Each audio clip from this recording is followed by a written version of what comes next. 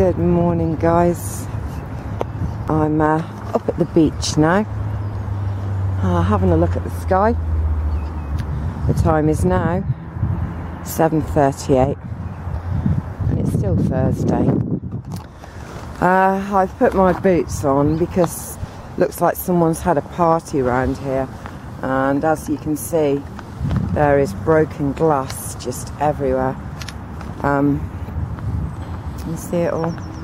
And what amazes me about the dogs is that they can run on all this man-made rubbish and seem to avoid cutting their feet. I have to ask, how do you do that, dogs? Anyway, oh, David's come. I haven't brought anything today.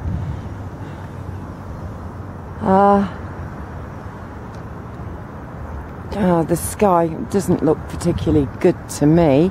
However, I haven't seen any chemtrailers. That doesn't mean they didn't do this load of crap in the night. Oh, we shall see as the day goes on. Hi, David. Hello, gorgeous. Oh. Right, I'm going to talk about the OPPT. So, all this broken glass, best keep them on. Never mind, at least we've had a barefoot walk. And I've had my grounding. Ho ho, the sun is going to come out there. Look, guys.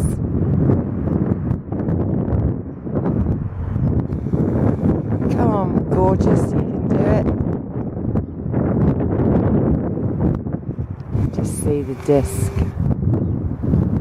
Hello, my wonderful.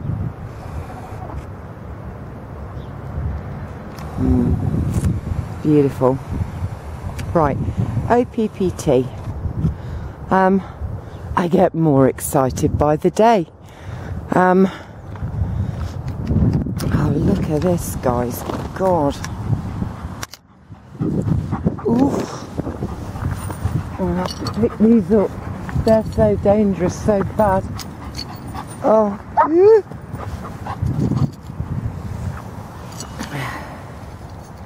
Look at that.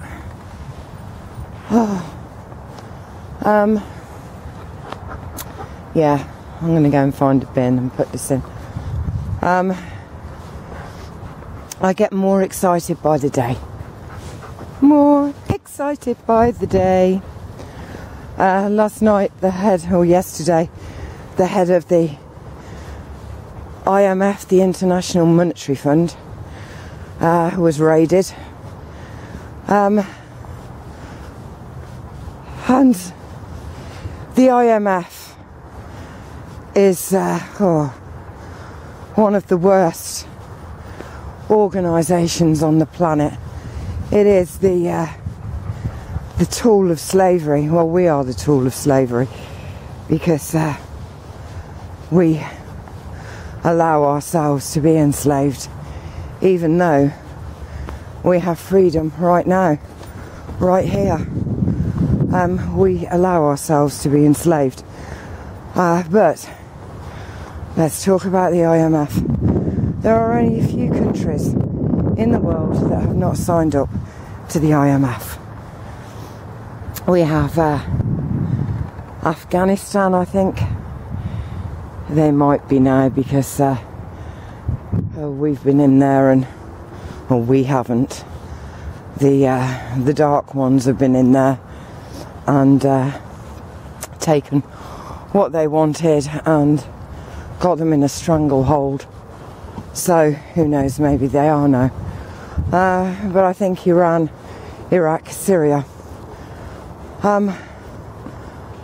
So it makes no surprise that these are the places that we are being sent into, our troops and our money and everything else, even though money doesn't exist and really there are no troops who should be there. But it's quite frightening, really, that this huge entity has very, very slowly put a stranglehold on the world. So is the OPPT real? I don't know. Is Ezekiel real? I don't know. He is to me, and so is the OPPT. Excuse me. And to see that she, the head of the IMF, has had her everything, I mean, fraud they're searching for, and backhanders to, you know, do you like me? Do you like me? If you like me, I'll give you a sweet. Do you remember when people used to do that in school? If you're my friend, you can have some dolly mixtures or some jelly beans. I used to have a friend at school called Janet Bridgman, and oh, there's a hole in my bag, called Janet Bridgman, and she had a sweet shop when they used to have sweet shops, and she said that she was normally okay, never got bullied or anything, even though she had buck teeth and greasy hair and spotty skin. These are some of the things that you would get bullied for, because she was lucky enough to live in a sweet shop. So it would be my friend, here you are, have these sweeties. God knows how her parents' business kept going. But, you know, so it's the same kind of thing. You know, stand by me and I will give you. And the thing is, these are not theirs to give. The same as the sweets were not actually Janet's to give. Yeah. Everything's changing, springing into life. This tree and that one over there, and there's a whole bank of them down the bottom of the beach. It has these incredible fruits. They're green, and I never knew what they were. And Mustaf was over the moon when he saw them. They're sour plums, and when they actually fruit, which is very early, we come and pick them, and he takes them to the shop and he gives them to people. His dinner yesterday was wonderful. Anyone who came in while the food was there, they were given it free. So he said they have had a lovely day, and it was positive thoughts all the time. And positive thoughts manifest positive results if you do it from a place of truth, belief and feeling. Yeah. Anyway, so OPPT and the IMF. Oh God, there's so much going on. And then Cyprus, oh, the Bank of Cyprus, or the money, available money that was held in Cyprus. Oh, went to pay off a loan. I think it was an IMF loan or one of these bailout. It's funny, isn't it? It's like, jump out of this aeroplane, we'll put a bag on your back, but there's no actual parachute in it. But have faith and jump. Yeah, they, to all intents, I mean, I'm just quoting what I've seen and researched. It might not actually be real or true at all. But it's a possibility.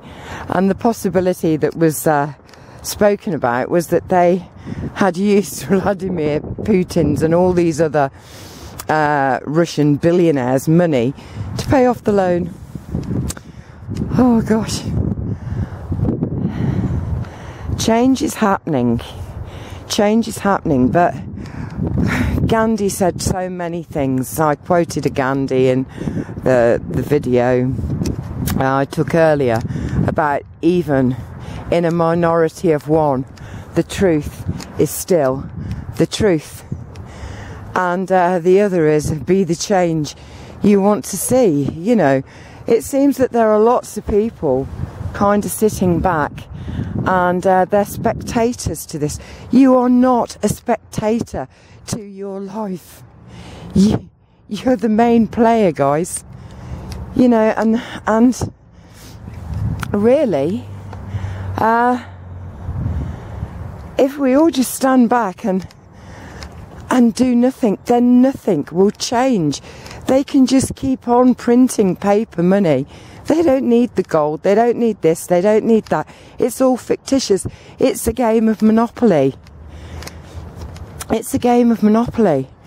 And imagine a game of Monopoly where you use 4 times the amount of money that's in there. Do you understand what I mean? The whole game becomes pointless. And this is kind of where we're at. It's in our hands, and we can't keep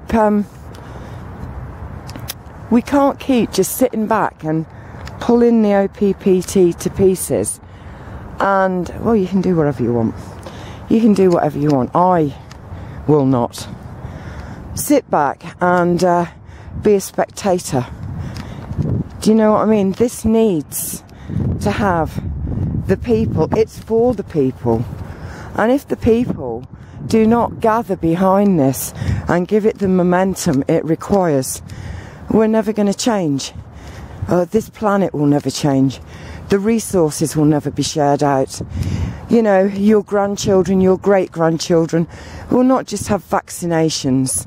You know, the horrors are potential horrors. Don't even bear thinking about. And I don't want to think about them because, you know, I'm one of those people. I think that's a hawk. I'm one of those people that I can't. Anything that's nasty, horrible, violent, or bloody, or anything like that, I can't focus on it. It makes me actually very, very ill. Oh, diseased. In fact, I'm still reading my books, and the one that I really wanted to read, which was Call of the Wild by Jack London. I'll say this, he's such a good writer. Hi, David. But I couldn't get past the first chapter because it was all about brutality to a dog. And whether it was fiction or not, it was very real to me. So we're in this fiction and real kind of place again. And I could feel that dog's pain. I couldn't read the book. Hey ho. But you know, the kind of place we could end up in if we just don't give our power to this, guys. We then just keep giving it to these people.